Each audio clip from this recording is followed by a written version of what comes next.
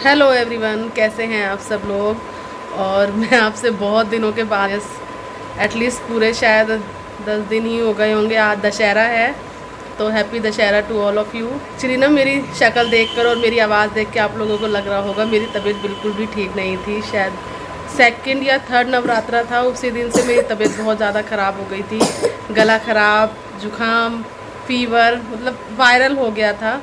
अभी तो काफ़ी बेटर है, अभी मैं दवाई खा रही हूँ। अभी भी मैं आप लोगों से बहुत ज़ोर से बोल रही हूँ, तब इतनी आवाज़ मेरी निकल रही है, वरना नहीं हो पा रही थी। और मेरी तो हो ही गई थी तबीयत ख़राब, साथ मेरे छोटे वाले बेटे की भी बहुत ज़्यादा तबीयत ख़राब हो गई थी। तो हो जाता है ना कि पेरेंट्स को, मतलब एज ए पेरेंट्स मुझे ऐसा लगता है कि हमें कुछ भी हो जाए लेकिन हमारे बच्चों को कुछ नहीं होना चाहिए। तो बस वही था। 2-3 दिन तो मैंने अपने आप को इग्नोर ही कर लिया, क्योंकि मुझे अपनी तो होश ही नहीं थी। क्योंकि जब बच्चे की तबीयत ख़राब हो तो उसी पे फिर सारा ध्यान रहता है। वो तो 2-3 दिन बाद जब मैंने और ज़्यादा रियलाइज़ करा कि नहीं, मेरी तबीयत भी ज़्यादा ही ख़राब हो रही है, ठीक नहीं हो रही है, तब फिर मैंने उस पर ज़्यादा वर्क करा। और अभी ठीक है, बेटा भी ठीक है, उसको नेबुलाइज कर रहे हैं और मेरी भी अभी तबीयत ठीक है। पर बहुत ज़्यादा गैप हो गया था तो मैंने सोचा कि नहीं, इस तरह से तो काम नहीं चलेगा। क्योंकि ये यूट्यूब भी अपना एक काम ही हो जाता है, एक जॉब के तरीके से। जिस तरह से आप जॉब को नहीं छोड़ सकते, नहीं क्विट कर सकते, उसी तरह से इसको भी नहीं कर सकते ज़्यादा दिन। तो मैंने कहा ठीक है, थोड़ा थोड़ा जैसा भी हो पाएगा अभी कर लेते हैं कंटिन्यू। बस अभी यही सब चल रहा है। और बेटा भी ट्यूशन चला गया है। लंच मैंने बना लिया है, दाल चावल बनाए हैं सिंपल।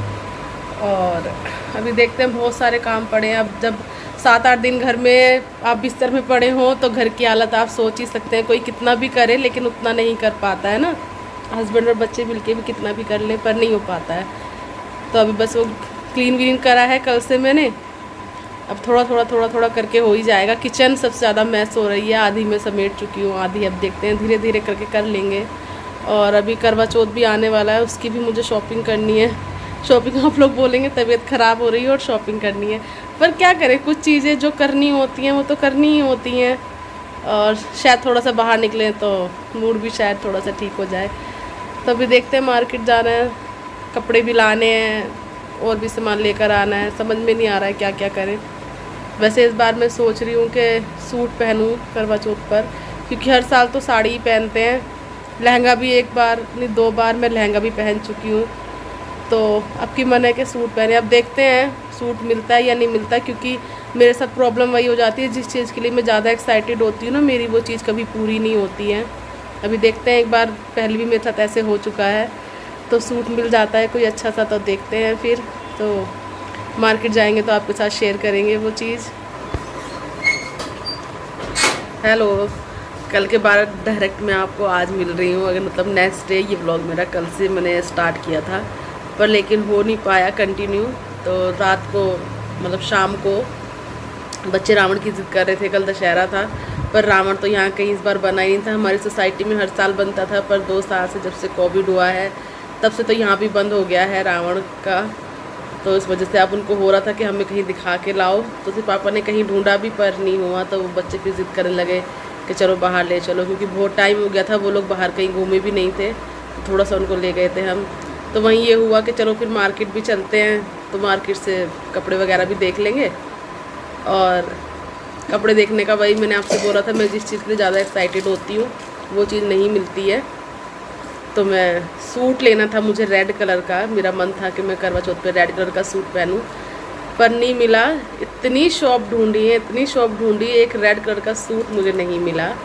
क्योंकि जो मिल तो रहे थे लेकिन या तो वो कलर नहीं था जो मुझे चाहिए था, या वो बहुत ज़्यादा हैवी सूट थे, और या फिर बिल्कुल लाइट वेट कॉटन के सूट थे। मतलब मुझे मेरी पसंद की चीज़ नहीं मिल रही थी। अब बस समझ में ही नहीं आया कुछ। फिर फाइनली लास्ट में डिसाइड किया कि चलो साड़ी देख लेते हैं, क्योंकि टाइम भी ज़्यादा हो रहा था और वैसे भी टाइम नहीं है, क्योंकि आपको पता है टेलर इस टाइम बहुत ज़्यादा रश रहता है टेलर के पास। उनके पास भी टाइम नहीं होता कि वो सिल के दे दें, फिर मना कर देते हैं। तो इसलिए यही हुआ कि चलो साड़ी ले लेते हैं। अब तो लेनी ही पड़ेगी, जो सामने मिल जाए। तो फिर एक साड़ी बेटे और पापा दोनों को पसंद आई थी, वही साड़ी मैंने ली है। तो साड़ी तो मैं भी आपको नहीं दिखा पाऊँगी, क्योंकि टेलर के यहाँ चली गई है साड़ी, वो आ जाएगी तो फिर दिखाती हूँ मैं आप लोगों को, क्योंकि टेलर को देना ज़्यादा ज़रूरी था ब्लाउज़ वगैरह उसका। और उसके साथ में थोड़ा सा और सामान लेकर आई थी। साड़ी से रिलेटेड अभी कोई सामान नहीं आया है, वो सारा सामान मुझे दोबारा मार्केट जाना पड़ेगा, क्योंकि हुआ क्या, बस चलते चलते जो सामान पहले दिख जाता है वो सामान ले लिया, साड़ी बाद में ली गई है, तो इसलिए साड़ी से रिलेटेड कोई सामान लिया नहीं है। मैं ना 2-3 छोटे छोटे इयररिंग्स लेकर आई हूँ, क्योंकि मेरे पास छोटे नहीं थे, सब बड़े हैं, हैवी हैं। कभी ऐसा होता है ना कुर्ती वगैरह पे डालने के लिए छोटे चाहिए होते हैं, तो अभी मैं आपको दिखाती हूँ, एक सेकेंड। एक ना ये है छोटे छोटे, आपको दिख रहे हैं शायद, ये है, मुझे ये बहुत सुंदर लग रहे थे। और इनका सबसे अच्छी बात ये है ना कि जो ऊपर वाला इनका इयररिंग्स है टॉप से, ये ना बड़ा है, तो ये पूरा यहाँ तक कवर कर लेता है। वैसे भी जो मेरे ना ये कान छेद हुए बहुत ऊपर हुए हुए, मतलब हर छोटी चीज़ है जो सबके कान में लटक जाती है, मेरे कान में लटकती नहीं है, मेरे कान में ऊपर चढ़ जाती है वो, तो मुझे थोड़ी सी बड़ी चीज़ें लेनी पड़ती है जो नीचे तक लटके वो हैंग करे।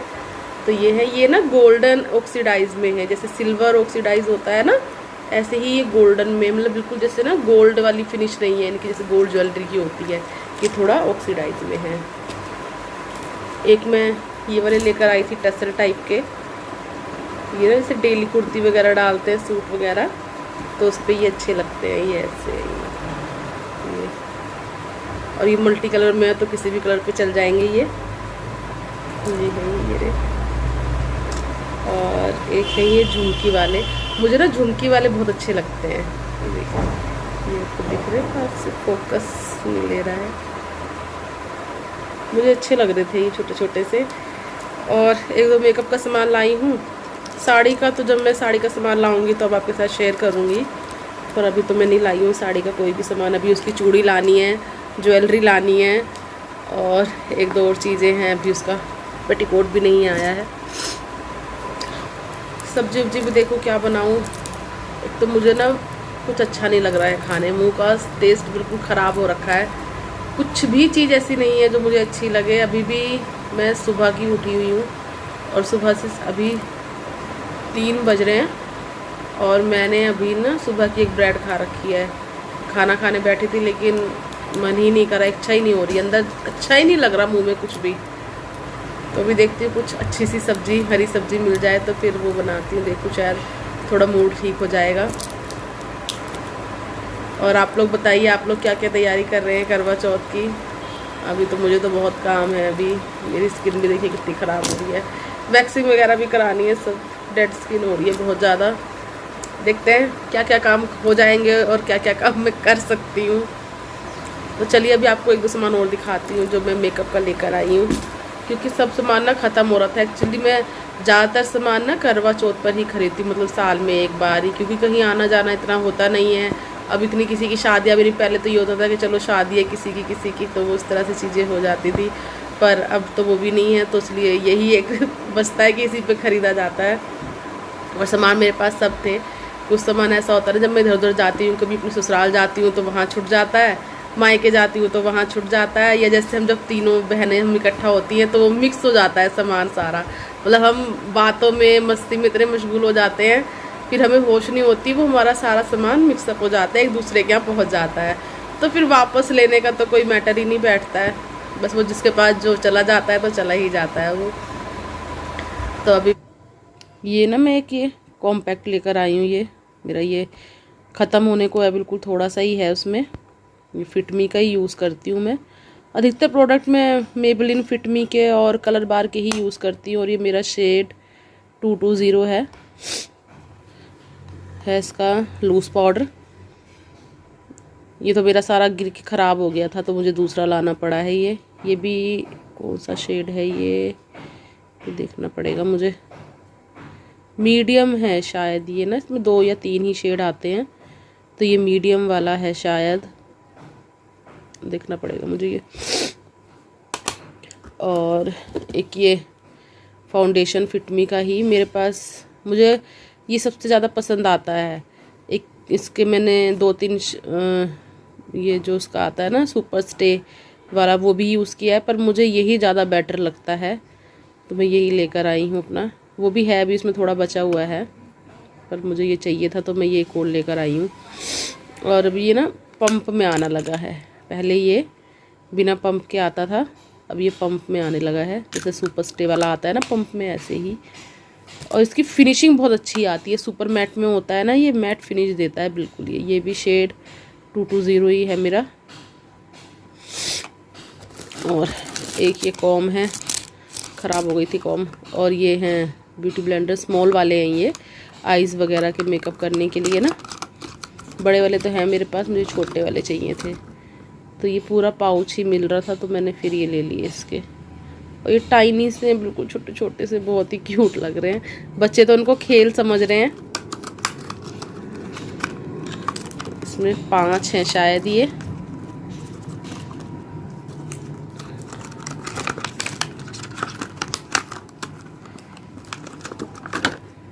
हैं इसमें छोटे छोटे से। पानी में डालने के बाद तो थोड़े बड़े हो जाते हैं ये, अभी तो ये छोटे छोटे से ही दिख रहे हैं। और एक ये क्लचर। क्लच तो घर में कितने भी ले आओ सब गायब हो जाते हैं, सब कम पड़ जाते हैं।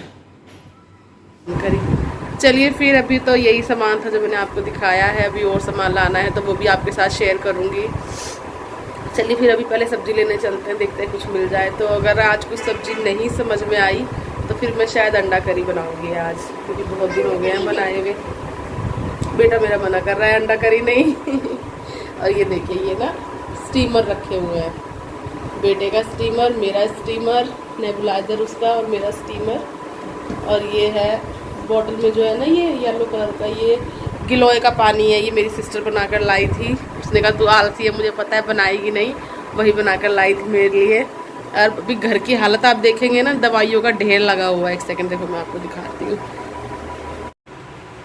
दवाइयाँ देख रहे हैं आप, ये सब दवाइयाँ रखी हुई हैं। तो बास्केट में भी दवाइयाँ ही हैं ये सारी। चलिए फिर पहले सब्जी ले आते हैं, फिर कुछ सोचते हैं। मेरी आंखें भी कैसी हो रही है, और इनमें ना खुजली भी हो रही है, मुझे बहुत ज़्यादा ईचिंगनेस हो रही है आंखों में, बहुत पता नहीं क्या हो रहा है। देखते हैं, चलिए। यह करी बनाने के लिए मैंने प्याज, लहसुन, अदरक और टमाटर को काट लिया है, और इसका मैं पेस्ट बनाऊंगी और सबको एक साथ पीसूंगी, अलग अलग नहीं पीसूंगी। मतलब प्याज, टमाटर और लहसुन अदरक को एक साथ ही पीसना है, ग्राइंड करना है इनको। ये पेस्ट मेरा बन गया था। अब मैं बर्तन में तेल डालूंगी। ये तेल आप अपने अकॉर्डिंग कम ज़्यादा जितना यूज़ करना चाहते हैं कर सकते हैं, पर जब हमारा पेस्ट पिसा हुआ होता है तब थोड़ा सा तेल की ज़रूरत ज़्यादा पड़ती है, वरना मसाला फिर जलने लग जाता है। और स्टील के बर्तन में तो ख़ास तौर पे जलने लग जाता है। ये मैंने इसमें तेज़ पत्ता डाला है अभी। और अभी तेल गर्म हो जाने के बाद में इसमें ये पेस्ट डाल दूँगी। और ढक ज़रूर देना उसको, वरना मुझे वो छींटे उड़ती है ना, फिर हाथ वगैरह में लगने का डर रहता है। तो इसलिए मैं जब भी मसाला डालती हूँ ना, पेस्ट वगैरह कुछ, तो मैं उसको ढक देती हूँ थोड़ी देर के लिए। ये देखिए। और इसमें अब कुछ नहीं करना है, बस आप इसको मसाले डाल के इसके अंदर और इसको भुनने के लिए बस रख देंगे कम गैस करके ना, ढककर मैं इसको छोड़ देती हूँ। तो इसी में ये पकता रहेगा आराम से, क्योंकि उसको 12 से 13 मिनट तो लगेंगे ही पकने में। और इतने में दूसरी तरफ मैं एग भी रख दूँगी बॉईल होने के लिए। देखिए, अभी मैं इसमें सूखे मसाले कुछ ऐड कर दूँगी।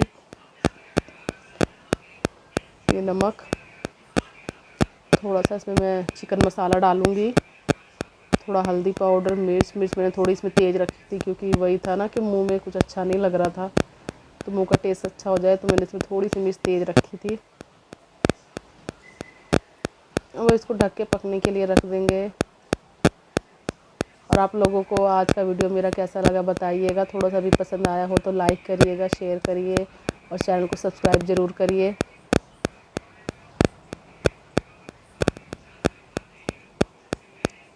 ये डालने के बाद बस इसको भूनेंगे अच्छी तरह से 2-3 सेकंड और चला के फिर इसको ढक दूँगी। इतने में किचन के और जो आटा वाटा मुझे बनाना था, थोड़े से बर्तन थे क्लीन करने थे, वो भी मैंने कर दिए थे। इसी ग्रेवी में ना आप पनीर भी डाल सकते हैं, चाहे सोया चाप बना सकते हैं। देखिए, मसाले ने तेल छोड़ दिया। अभी मैं इसमें ये टोमेटो केचप डालूँगी 1 चम्मच, ज़्यादा नहीं डालना, नहीं तो फिर ये मीठी मीठी हो जाएगी सब्ज़ी। बस थोड़ा सा टेस्ट के लिए, इससे ना टेस्ट को बैलेंस कर देता है। एग भी मेरे बॉईल हो गए हैं, उधर मसाला भी हो गया है। अभी पहले मैं ना इसमें थोड़ा सा पानी डाल के इसको हल्की सी ग्रेवी इसकी करूँगी। ग्रेवी आपको जितनी रखनी हो आप अपने अकॉर्डिंग उतनी कर सकते हैं। कुछ लोग इसमें आलू भी डालते हैं, आलू तो मैं नहीं डालती हूँ, मैं सिर्फ ग्रेवी वाली ही बनाती हूँ। बस इतनी ग्रेवी बहुत थी ये। अभी इसको बॉईल होने के लिए 2-3 मिनट और पकाऊंगी मैं। बॉईल हो जाएगा तो फिर मैं इसको गैस स्लो पे कर दूंगी। और इतने में मैं एग को ना भी फ्राई करूंगी थोड़ा सा, बिना फ्राई करे मैं नहीं डालती, मैं थोड़ा सा फ्राई करके ना उसको, उससे तो उस पर अच्छा सा कलर आ जाता है और अच्छे लगते हैं देखने में। ये मैंने इसमें हल्दी डाली है, हल्दी से इस पे ना एक अच्छा सा कलर आ जाता है फ्राई जब हम करते हैं। देखिए हो गया फ्राई।